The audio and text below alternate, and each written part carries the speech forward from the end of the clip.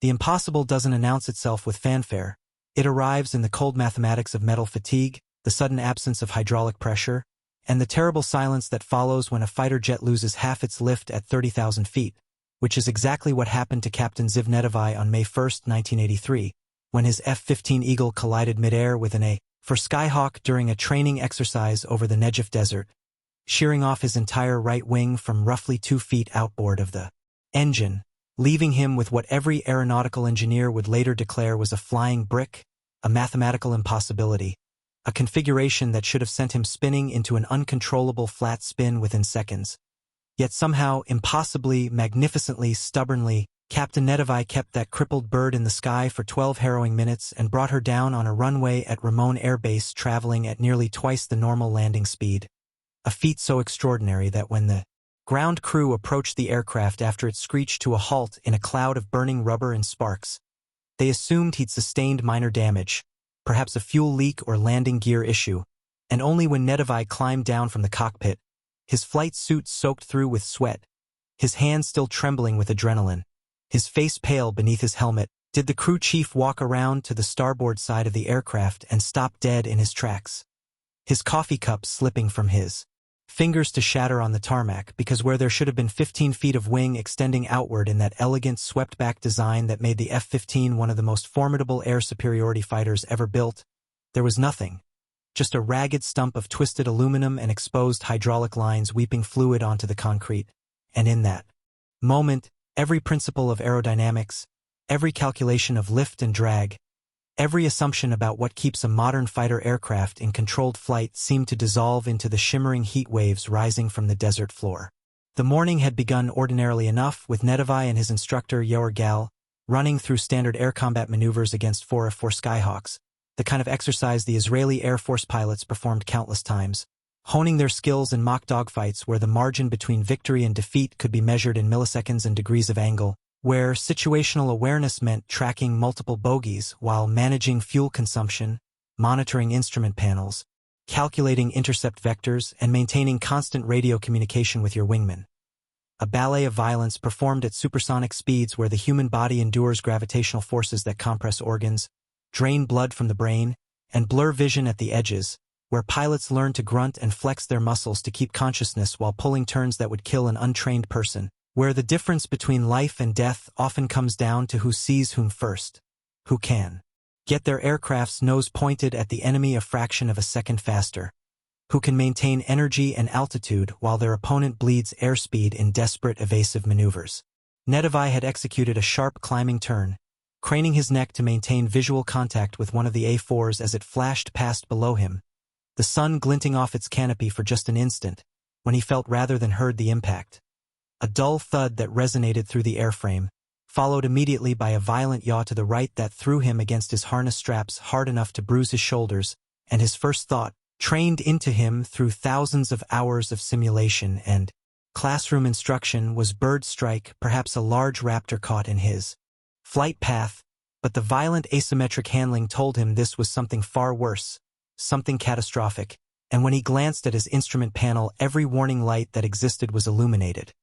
A Christmas tree of red and amber that spelled out multiple cascading failures, and his instructor's voice crackled over the radio, tight with controlled urgency, saying words that would echo in Nedivi's memory for the rest of his life.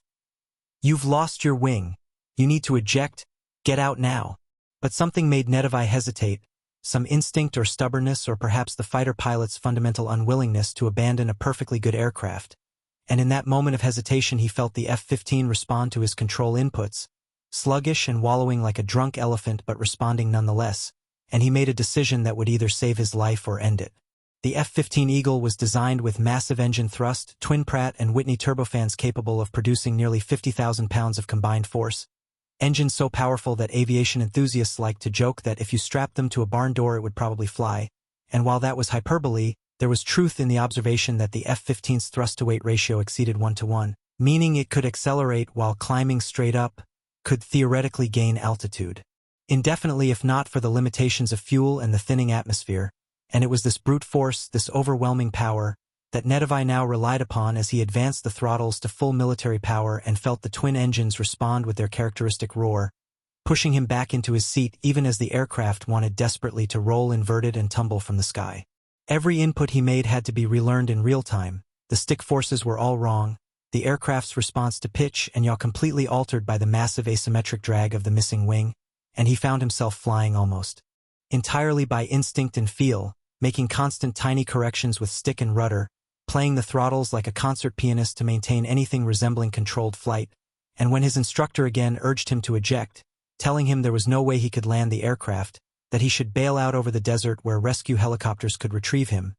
Nedivi heard himself responding with a calmness he didn't feel, saying he thought he could make it back to base, that the aircraft was responding to controls that he wanted to try. The decision to attempt a landing rather than ejecting over the desert wasn't made from ego or bravado but from a series of rapid calculations running through Nedivi's mind. The F-15's ejection seat was reliable but not infallible, parachute landings in the rocky Negev terrain resulted in injuries as often as not, and there was the simple fact that he was a pilot and pilots land their aircraft if humanly possible. It's written into their DNA, encoded in their training, reinforced by every instructor who ever told them that any landing you can walk away from is a good one. But more than that, Nedivi was discovering in real time that the F-15's design, that massive flat fuselage that generated significant lift in high angle of attack situations, was providing just enough aerodynamic force to keep the aircraft airborne when combined with the raw thrust of those engines. And while he couldn't maintain level flight at normal speeds, he found that by flying faster than he'd ever flown. In the landing pattern, by keeping the nose slightly high and the power settings well above anything in the manual, he could coax the crippled eagle toward home. The next 12 minutes unfolded in a strange duality of time, simultaneously stretching into an eternity where every second contained 1,000 micro-decisions and compressing into a blur of radio calls, instrument scans, and the constant physical struggle to keep the aircraft from departing controlled flight. And through it all Nedivi maintained contact with his instructor, who had positioned his own aircraft alongside to provide visual assessment of the damage and guidance for the approach, describing in clinical detail what he could see. The entire right wing was gone from just outboard of the engine intake, the remaining stub trailing hydraulic fluid and fuel, the horizontal stabilizer on the right side damaged but intact, the fuselage itself showing stress cracks but structurally sound. And based on this damage assessment, every principle of aviation physics said what Nedivi was doing was impossible, that without the symmetrical lift distribution of intact wings the aircraft should be uncontrollable. Yet here he was, holding altitude, managing heading, nursing the wounded bird toward the runway at Ramon Air Base, where emergency crews were already positioning fire trucks and ambulances in anticipation of a catastrophic crash. The mathematics of flight depend on elegant symmetry, equal lift on both wings creating a stable platform, ailerons and flaps working in coordinated opposition to bank and turn, the center of pressure aligned with the center of gravity to maintain pitch stability. And when you remove half of one wing you don't just lose half the lift, you create a massive imbalance that generates rolling moment, yawing moment, and a catastrophic shift in how airflow interacts with the remaining surfaces, which is why conventional aviation wisdom held that losing a wing meant immediate loss of control. Yet the F-15's designers, perhaps without fully realizing it, had created an airframe so overpowered, with a fuselage that generated so much body lift, that under precisely the right conditions, flown by a pilot with exceptional skill and the courage to attempt the impossible, it could remain controllable even with one wing completely gone. As Nedivi approached the airfield, flying a pattern that was less a standard approach and more a barely controlled descent from altitude, he faced his final challenge. Getting the aircraft slow enough to land without stalling and falling from the sky, because the airspeed he needed to maintain control was roughly twice the normal touchdown speed, which meant he'd be landing at nearly 300 knots, a speed at which the landing gear might collapse on contact, the tires would certainly explode from the friction and heat, and the braking system would be overwhelmed trying to stop 70,000 pounds of jet fighter hurtling down a runway with the kinetic energy of a runaway freight train. The tower cleared the runway, emergency crews stood ready, and Nedivi lined up on final approach, his hands moving in constant tiny motions on the stick and throttles, his feet dancing on the rudder pedals to maintain directional control, and he could see the runway threshold coming up fast, too fast, the distance closing at a rate that would normally trigger an abort and go around. But there would be no second chance, no touch and go, no margin for error. This was one shot, one opportunity to get it right or die trying. And as the concrete rushed up to meet him he eased back on the throttles and felt the aircraft sink, the runway filling his windscreen, the moment of contact approaching with terrible inevitability, and then the scream of tortured metal as the landing gear slammed into concrete at a speed they were never designed to handle. The main wheels exploding instantly in clouds of black smoke and shredded rubber, the aircraft bouncing once, twice, then settling onto the now bare wheel rims with a shower of sparks that painted brilliant orange trails behind the aircraft, and Nedivi's world narrowed to a single focus. Keep the nose straight, don't let it weather vane, deploy the drag chute hoping it was still functional, and pray that the runway was long enough to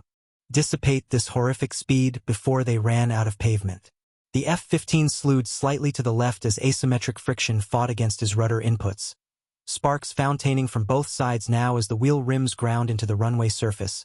The drag chute deployed with a jolt that Nedivi felt through his spine, and slowly, agonizingly slowly, the aircraft began to decelerate, the runway markers flashing past his canopy in a blur, and he could see the end of the runway approaching and for a terrible moment thought they might not make it, might run off into the desert beyond in a tumbling cartwheel of shredding aluminum and exploding fuel.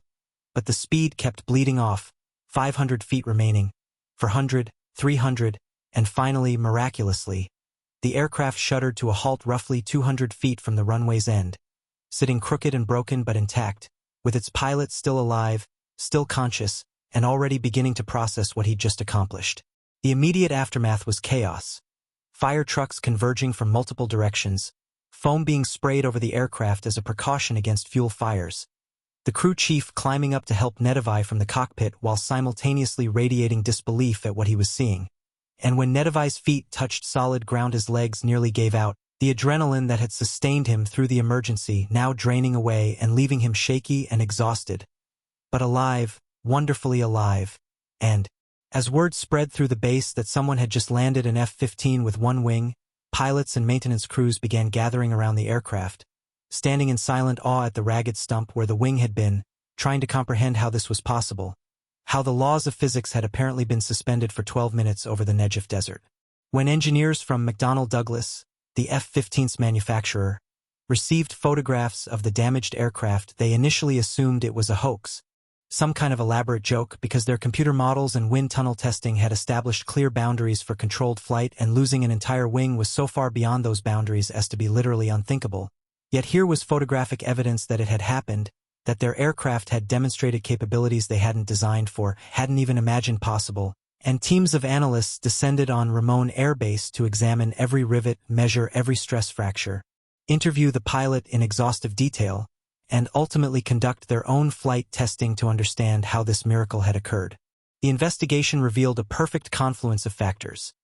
The F-15's uniquely powerful engines providing enough thrust to overcome the massive drag and asymmetric forces. The wide fuselage generating significant body lift especially at high angles of attack. The aircraft's advanced flight control system helping to maintain stability even with catastrophically degraded aerodynamics, and perhaps most importantly,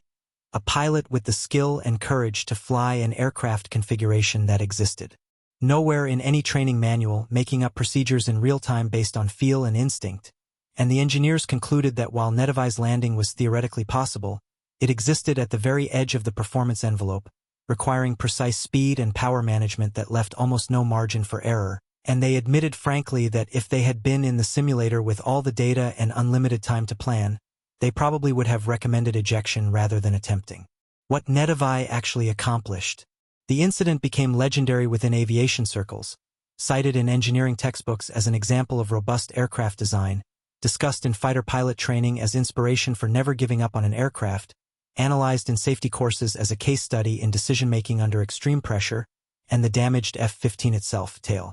number 957, was repaired with a new wing and returned to service, flying combat missions for years afterward, ultimately accumulating thousands of additional flight hours as if to prove that one bad day doesn't define an aircraft any more than it defines a pilot. And sometimes the impossible is just the difficult waiting for someone brave enough or stubborn enough or desperate enough to try it. Captain Nedivi's landing entered aviation history alongside other legendary feats of airmanship, alongside the Gimli glider that ran out of fuel at 35,000 feet and glided to a safe landing, alongside the DHL cargo plane that landed in Baghdad with no hydraulics after being hit by a surface-to-air missile, alongside the countless other moments when pilots faced the impossible and refused to accept it, when training and instinct and raw courage combined to rewrite the rules of what aircraft can survive. And in the decades since that May morning in 1983, Nedivi's story has been told and retold, embellished in some versions, understated in others, but always carrying the same essential truth.